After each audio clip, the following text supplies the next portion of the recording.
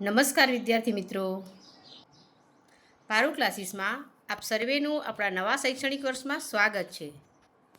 આજે આપણે જોઈએ કે આપણું એક અજમાયશી પુસ્તક ધોરણ 6માં ઇંગ્લિશનું આ સાલથી દાખલ થયું છે. આ એનું ફ્રન્ટ પેજ છે.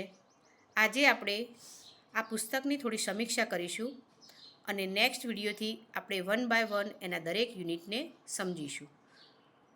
તમે જોઈ શકો પુસ્તકની શરૂઆતમાં લખેલું છે કે અજમાયશી પાઠ્યપુસ્તક ઇંગ્લિશ સેકન્ડ લેંગ્વેજ સ્ટાન્ડર્ડ 6. જો તમારી આગળ આપણું નવું પુસ્તક આવી ગયું છે. Fundamental duties. ત્યારબાદ પાઠ્યપુસ્તક વિશે કેટલીક ચર્ચા કરેલી છે, જે ધ્યાનથી જ્યારે તમારા હાથમાં પુસ્તક આવે એટલે તમારે એને વાંચવાની છે અને સમજવાની છે. ત્યારબાદ જોઈશું આપણે ઇન્ડેક્સ, એટલે કે આ પાઠ્યપુસ્તકમાં કેટલા યુનિટ આવવાના છે, સમગ્ર વર્ષ દરમિયાન તમારે કેટલા યુનિટ ભણવાના છે. તો જોઈએ કે આ વખતનું જે પાઠ્યપુસ્તક છે જેમાં 10 યુનિટ છે, એનો મતલબ કે બંને સેમિસ્ટરનું આ એક ભેગું પુસ્તક છે. દર વખતે આપણે સેકન્ડ સેમિસ્ટરનું પુસ્તક નવું આવતું હતું, પણ જે આ વખતે એક જ પુસ્તકમાં આખા વર્ષના બધા યુનિટ આપેલા છે. તમે જુઓ યુનિટ 1, જેનું નામ છે health is wealth. Unit 2 manners matter. Unit 3, જેનું નામ છે સ્ટ્રેન્થ ઓફ નેચર. ત્યારબાદ unit 4 circle of love.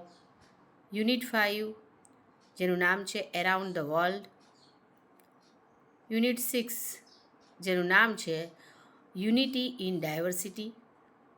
Unit 7, જેનું નામ છે બી અ ચેમ્પિયન. ત્યારબાદ યુનિટ 8 આઈ એમ કેપેબલ. યુનિટ 9, જેનું નામ છે ટેકનો ટૂર. અને લાસ્ટ આપણો યુનિટ 10, જેનું નામ છે સ્કૂલ ઓફ સ્કિલ્સ. ત્યારબાદ કેટલાક સપ્લિમેન્ટરી રીડિંગના યુનિટ છે, જો એમાં પણ 5 યુનિટ આપેલા છે.